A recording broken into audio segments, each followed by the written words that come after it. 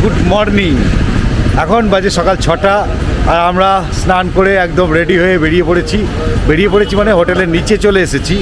একটু চা খাবো, চাটা খেয়ে তারপর আমরা গাড়িতে উঠবো। আমাদের গাড়ি একটু আগেই আসবে, মানে একটু আগেই রয়েছে।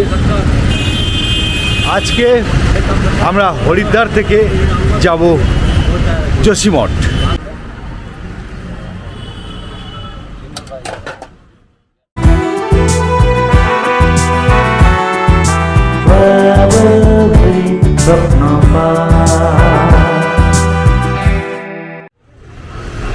গাড়ি এসে গেছে আমাদের, গাড়িতে সব মালপত্র তোলা হচ্ছে।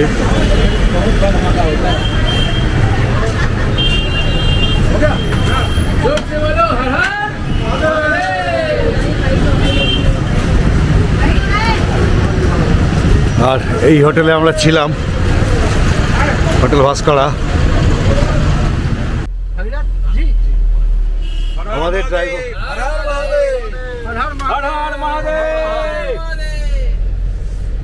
আমরা যাত্রা শুরু করলাম হরিদ্বার থেকে। আমাদের ড্রাইভার ভগীরথ পলপল। আর আমরা এই যাত্রা স্টার্ট করছি। আর একটু ব্যাপার জমে গেছে আছে। আগের পর্ব অর্থাৎ সিরিজের দ্বিতীয় পর্বে শীতের হরিদ্বার ও হর কি পাউড়ি আপনাদের দেখিয়েছি। যারা দেখেননি তাদের জন্য আই বোতাম এবং ডেসক্রিপশানে লিংক দিয়ে রেখেছি, দেখে নেবেন। এই সিরিজের প্রতিটা ভিডিও দেখতে থাকুন, তাহলে একদিকে যেমন অনেক কিছু জানতে পারবেন, অন্যদিকে এই ট্যুর বা ট্রেকের সম্পূর্ণ আনন্দ পাবেন আপনারা। ঠিক 6:45 আমরা আমাদের যাত্রা শুরু করেছি, গাড়ি স্টার্ট দিয়েছি। আমাদের যেতে হবে প্রায় 288 কিলোমিটারের মতো যোশীমঠ। আর হরিদ্বার থেকে 318 কিলোমিটার হচ্ছে বদ্রীনাথ। তো মোটামুটি বদ্রীনাথের কাছাকাছি আমরা পৌঁছে যাচ্ছি।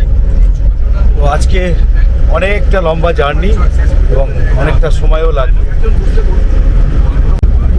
আমরা রাজাজি ন্যাশনাল পার্কের পাশ দিয়ে যাচ্ছি।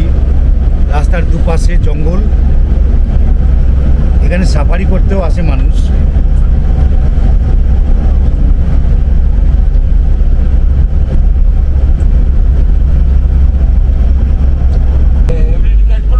ঋষিকেশ এখনো 13 কিলোমিটার।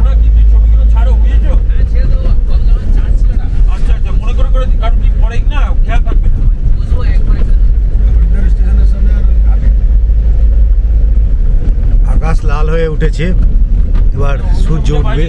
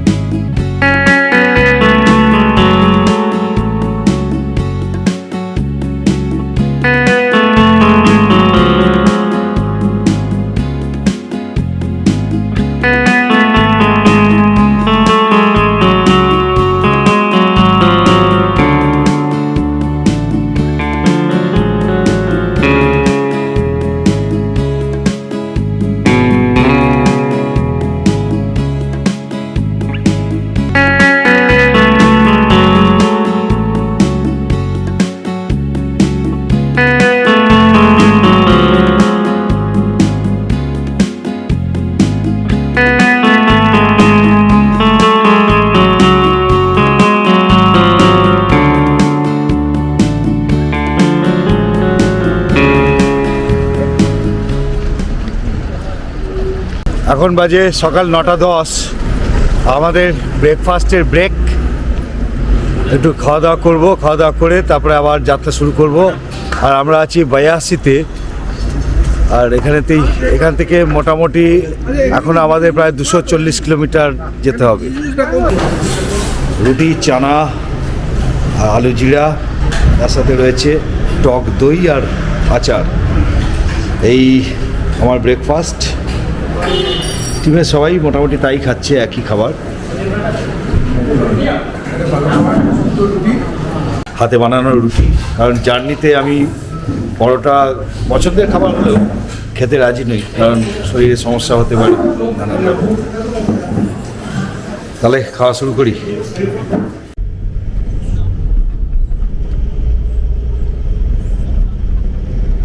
9:50 বাজে।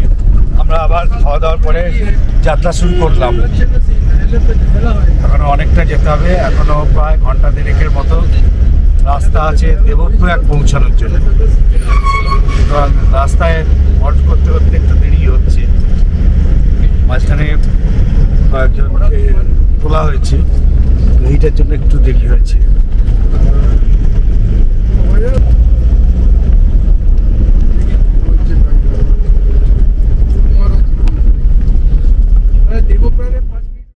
সামনে কোনো কাজ হচ্ছে, এই জন্য সব লাইন লেগে গেছে। দেখুন, লম্বা জ্যাম, লম্বা গাড়ির লাইন। সামনের দিক থেকেও আসতে পারছে না, গাড়ি সব দাঁড়িয়ে আছে, মাঝখানটা বন্ধ করে রাখা আছে। আর হুড়মুড় করে ঠান্ডা হাওয়া দিচ্ছে, বেশ ভালো লাগছে ঠান্ডা হাওয়াটা। গাড়ি থেকে সবাই নেমে পড়েছে। ল্যান্ডস্কেপটা দুর্দান্ত।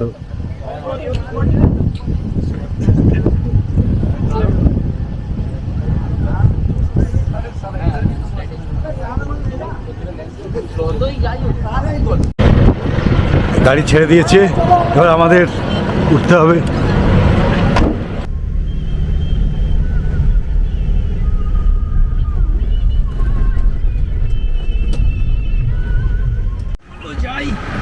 আমরা দেবপ্রয়াগ পৌঁছে গেছি।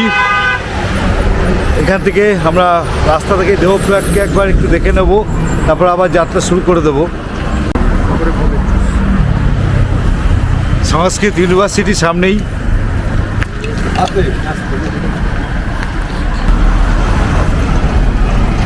সামনে রয়েছে ন্যাশনাল সংস্কৃত ইউনিভার্সিটি। ওই অভিজিৎ ভাই,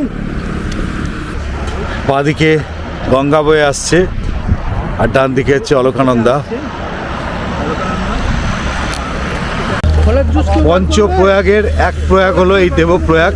এখানে অলকানন্দা এবং ভাগীরথী এসে মিশেছে, এরপর থেকে নাম হয়েছে গঙ্গা। দেবপ্রয়াগ পুরাণ অনুসারে মহর্ষি দেবশর্মা এখানে তপস্যা করেছিলেন। তার নাম অনুসারেই এই স্থানের নাম দেবপ্রয়াগ। এছাড়াও রঘুনন্দন রামও এখানে তপস্যা করেছিলেন বলে বিশ্বাস করা হয়। অনেকেই এই পবিত্র স্থানে একদিন কাটিয়ে যান। দেবপ্রয়াগে ভাগীরথী ও অলকানন্দার সঙ্গম ছাড়াও রয়েছে রঘুনাথ মন্দির, ঝুলন্ত সেতু ও চন্দ্রবাণী মন্দির। এখানে এক রাত থেকে এগুলো আপনি দেখে নিতে পারেন। এখান থেকে 190 কিলোমিটার রাস্তা হচ্ছে যোশীমঠ। এখন আমাদের 190 কিলোমিটার রাস্তা যেতে হবে। সুতরাং আর বেশি করে দেখানো গেল না, চলার পথে এটুকুই আপনাদেরকে দেখাতে পারলাম। আবার আমাদের গাড়িতে উঠতে হবে, স্টার্ট করতে হবে। দেবপ্রয়াগ থেকে এবার আমরা স্টার্ট করলাম। এর পরের হল্ট হচ্ছে আমাদের রুদ্রপ্রয়াগ। এখান থেকে 60 থেকে 70 কিলোমিটার দূর হবে রুদ্রপ্রয়াগ। মাঝখানে অবশ্য শ্রীনগর পড়বে, উত্তরাখণ্ডের একটা নামী শহর। শ্রীনগর পার করে তারপরে হচ্ছে রুদ্রপ্রয়াগ।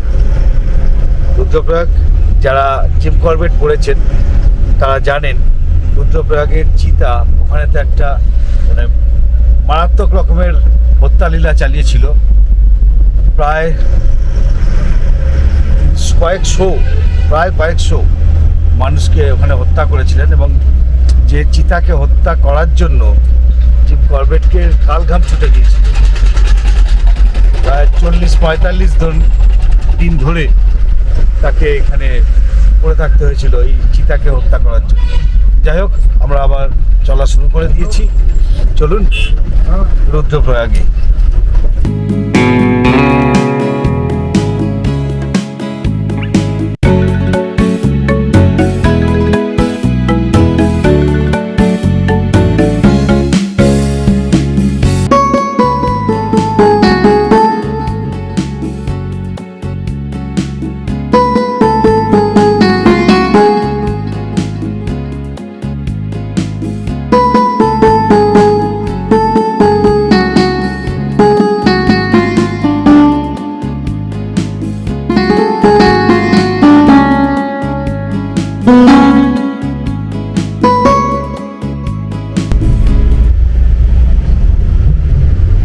ভাগীরথী ক্রস করলাম, ভাগীরথী ক্রস করে এগিয়ে চলেছি।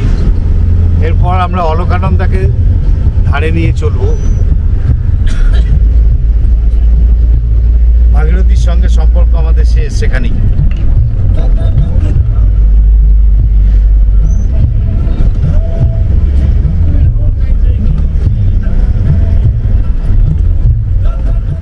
অলকানন্দা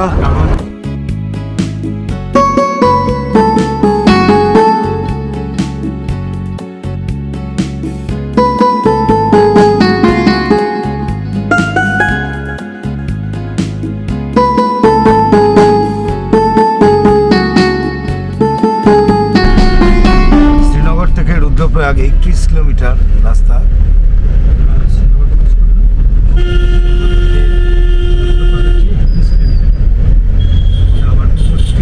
শ্রীনগর থেকে রুদ্রপ্রয়াগ 31 কিলোমিটার রাস্তা।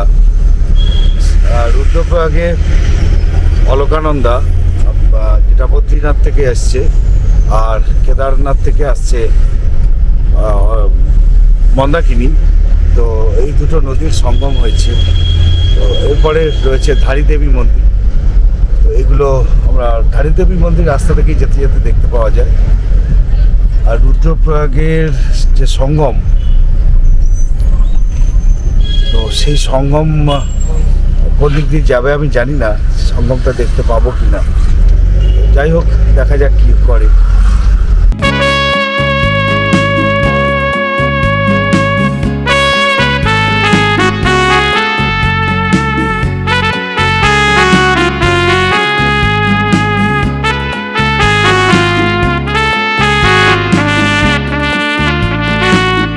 হরিদ্বারে যেরকম পুরোপুরি নিরামিষ, শ্রীনগরে কিন্তু আমিষ চলে। মাছ, মাংস এগুলো কিন্তু শ্রীনগরেতে পাওয়া যায়। রেস্টুরেন্টে সব ননভেজ আইটেম পাওয়া যাচ্ছে। চিকেন ঝুলছে দেখলাম।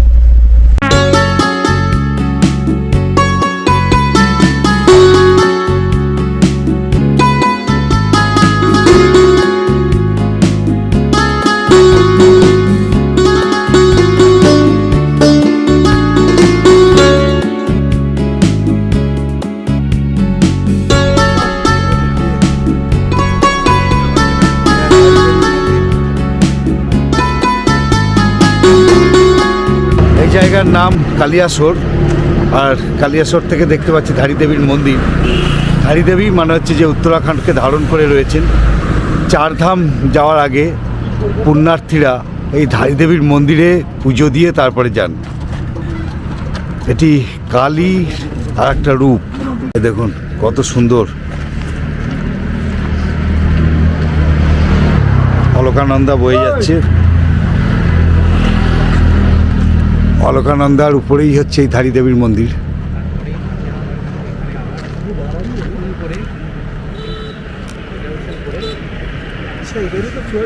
ধারীদেবী মন্দির থেকে আমরা আবার এগিয়ে চলেছি রুদ্রপ্রয়াগের দিকে। রুদ্রপ্রয়াগ ধারীদেবীর মন্দির থেকে 16 কিলোমিটার। আর ধারীদেবীর মন্দির জাস্ট ক্রস করেই পাশেই রয়েছে ভারত সেবাশ্রম সংঘ। আপনারা যদি ধারীদেবীর মন্দিরে এসে থাকতে চান তাহলে এই ভারত সেবাশ্রম সঙ্গে থাকতে পারেন।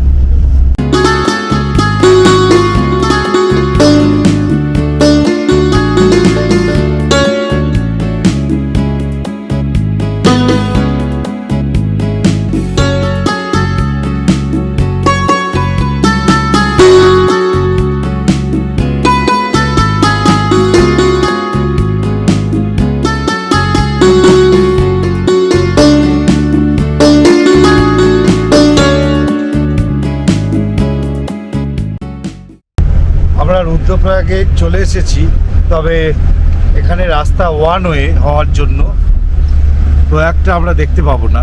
তো রুদ্রপ্রয়াগের উপর দিয়ে চলে যাব। ফেরার পথে ওই দিক দিয়ে আসে, একদম বাঁ দিকে রাস্তা দিয়ে গেল।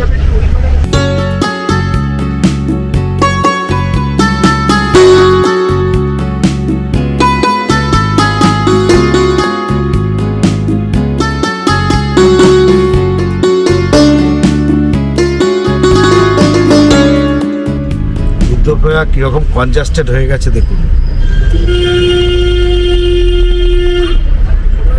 এই যেন কলকাতার বড় বাজার। এখান থেকে কর্ণপ্রয়াগের দূরত্ব হচ্ছে 33 কিলোমিটার। আমরা এখন সেই কর্ণপ্রয়াগের দিকে যাচ্ছি। 33 কিলোমিটার মানে মোটামুটি ধরে নিন 1 ঘন্টা এখনো লাগবে। দোকান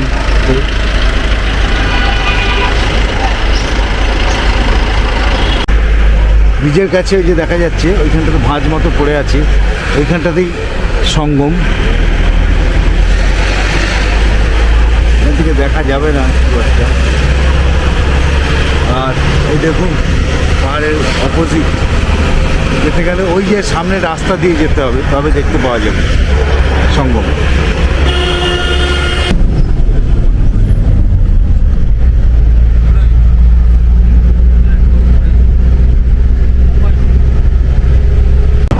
রেল লাইন পাতা হবে, এইখানে টানেল তৈরি হচ্ছে।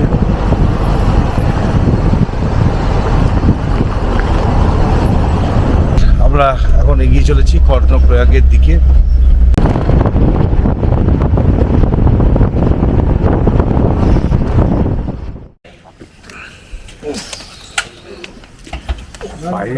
ঠান্ডাটা বোঝা যাচ্ছে। নাগারুসতে একটা হোটেলেতে থামানো হয়েছে আর লাঞ্চ ব্রেক। এখানে খাবার দাবার কি পাওয়া যায় দেখি।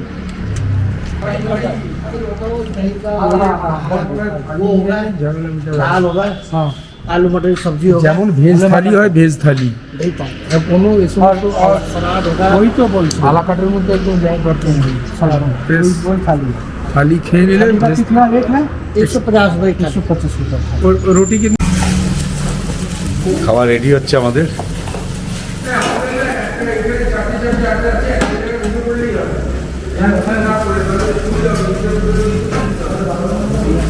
এই যে খাবার চলে এসেছে, ভাত আছে, একটা ডাল আছে, আলু মটর, কাঢ়ি, টক দই দিয়ে তৈরি করে, আর নেওয়া হয়েছে এখানেতে অমলেট।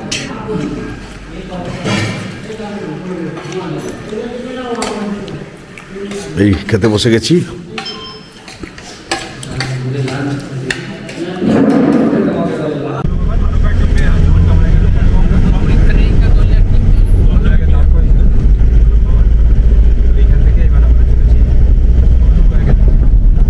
খাওয়া দাওয়ার পর আবার আমাদের যাত্রা শুরু হলো।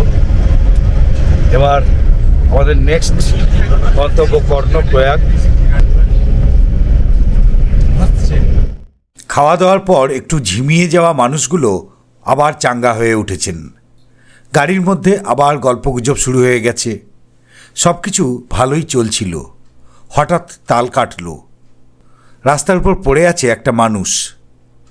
অ্যাক্সিডেন্ট। বাইক নিয়ে এইসবে ক্রস করলো, পড়ে স্কিড করে পড়ে গেল। না, গুরুতর কিছু না। যে পড়ে আছে সে বাইকের পিছনে বসেছিল, কোনো কারণে গাড়ি থেকে পড়ে গেছে। তার সঙ্গী সাথীরা তাকে সরিয়ে নিয়ে যাচ্ছে। আমাদের গাড়ি তাদের পাশ কাটিয়ে আবার চলা শুরু করলো। সামনেই গৌচর। রুদ্রপ্রয়াগ জেলা শেষ করে চামোলি জেলা শুরু হতে যাচ্ছে। এক সময় এই শহর ছিল এক গুরুত্বপূর্ণ বাণিজ্য কেন্দ্র। এখান থেকে কর্ণপ্রয়াগের দূরত্ব মোটামুটি 21 কিলোমিটার।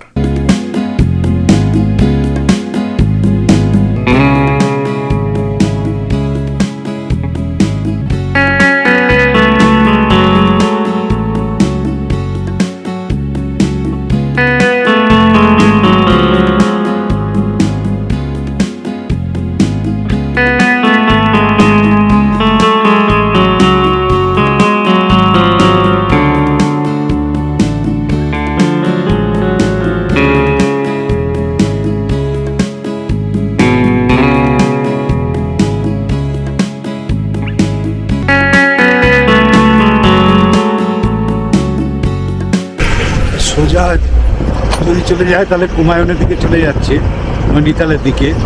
আর বাঁ দিকের রাস্তা হচ্ছে বদ্রীনাথের দিকে যাবে।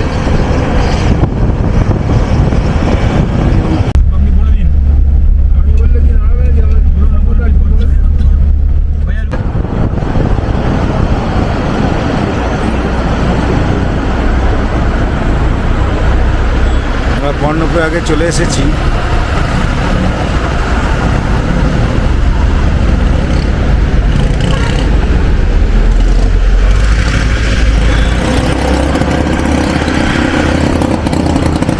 কর্ণপ্রয়াগের সঙ্গম। কথিত আছে মহাভারতের কর্ণ এই কর্ণপ্রয়াগেই তপস্যা করে সূর্যদেবের কাছ থেকে বর্ম ও কুণ্ডল লাভ করেছিলেন। আমাদের দিক থেকে যাচ্ছে পিণ্ডার নদী, আর ডান দিক থেকে আসছে অলকানন্দা।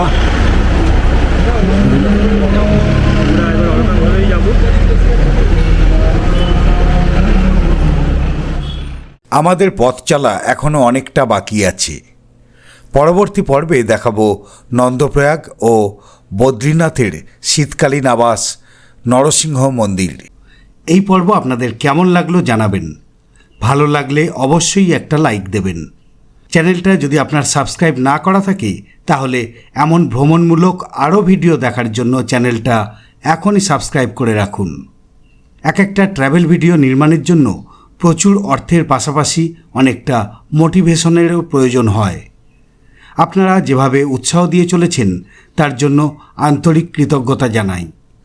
এছাড়াও আপনারা জয়েন বোতাম ও থ্যাঙ্কস বোতামের মাধ্যমে আমাদের পাশে দাঁড়াতে পারেন।